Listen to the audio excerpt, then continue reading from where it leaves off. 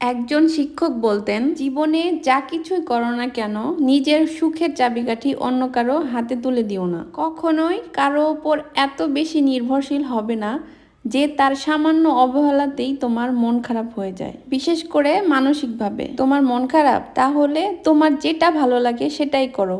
প্রয়োজনে পবিত্র গ্রন্থ পড়ো, হেমন্তের গান শোনো, নিজের জন্য এক কাপ ধোয়া ওঠা চা বানাও, বিকেলের মিষ্টি রোদে আপন মনে হাঁটো, কিংবা প্রিয় লেখকের বইয়ে ডুব দাও। যদি কোনো সৃজনশীলতা থাকে তবে সেটাই হোক তোমার সঙ্গী। অন্যকে ব্যঙ্গ করে স্ট্যাটাস দেওয়া, নিজের দুঃখ দুর্বলতা সবার সামনে প্রকাশ করা, এগুলো কোনো পরিণত মানসিকতার পরিচয় নয়।